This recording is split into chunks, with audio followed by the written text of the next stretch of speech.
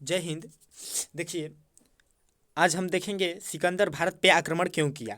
पिछला जो वीडियो था उसमें हमने बताया था कि यूनानियों ने भारत पे आक्रमण क्यों किया था। तो आज देखते हैं कि सिकंदर भारत पे आक्रमण क्यों किया था।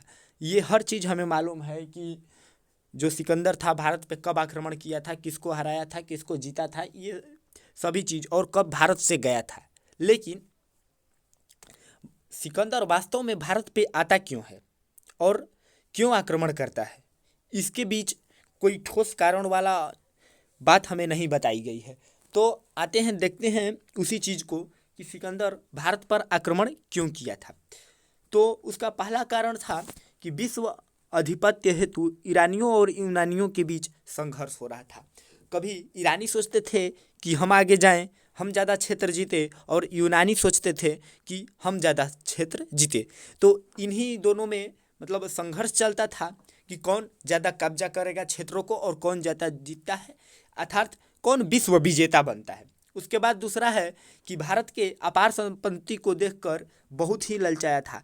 बहुत लोग कहते हैं कि विश्व विजेता सिकंदर था, वो ठीक है, विश्व विजेता था, लेकिन वो इसलिए आया था कि भारत के अपार संपत्ति को देखकर वह बहुत ही ललचाया था। यहाँ तक कि जो इतिहास के पिता कहे जाते हैं हेरोडेटस, उन्होंने भारत को एक सोने के चिड़िया के रूप में और बहुत ही धन वाला क्षेत्र, प्रदेश यानी कि देश कह के संबोधित किया था। और वह इसी सब चीज़ों को देख कर के, भारत के अपार संपत्ति को देखकर बहुत ही ललचाया था और उसका मंशा भारत आने का हुआ।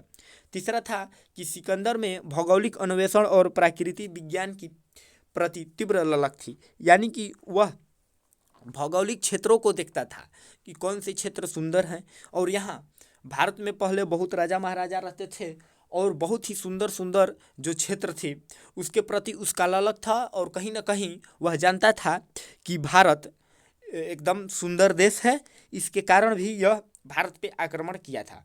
और चौथा और सबसे महत्वपूर्ण कारण है कि विगत विजेताओं की शानदार उपलब्धियों से वह प्रभावित था। यहाँ कहने का मतलब ये है विगत विजेताओं, यानी कि हमने पहले बताया था कि ईरानियों ने भारत पे आक्रमण किया और वो लोग भरपूर धन लेकर गए, और इसी के कारण यानी कि जो चीज़ वह पढ़ता था, अब जब देखा कि जो लोग भी भारत पे आक्रमण कर रहे हैं उन लोगों को कहीं ना कहीं लाभ हो रहा है और ज़्यादा से ज़्यादा धन कमा रहे हैं, तो वह विगत विजेताओं के शानदार उपलब्धियों से भी प्रभावित हुआ और यह देखकर भारत पे आक्रमण करता है। ये 4 कारण थे। बाकी मिलेंगे अगले वीडियो में। 2 वीडियो आने वाला है, देखिए कौन पहले आता है। एक आएगा सिकंदर के जीवनी पर, क्या सचमुच राजा पोरस से सिकंदर हार जाता है या उन्हें हरा देता है और उनको क्षेत्र दे देता है, या एक जो आएगा वीडियो वह होगा कि प्राचीन भारत का इतिहास पढ़ने से हमें क्या फ़ायदा होगा और हम क्या जानेंगे। तो मिलेंगे अगले वीडियो में, और चैनल को ज़्यादा से ज़्यादा सब्सक्राइब कीजिए और शेयर कीजिए और लाइक भी कीजिए। धन्यवाद। मिलेंगे अगले वीडियो में, तब तक के लिए जय हिंद।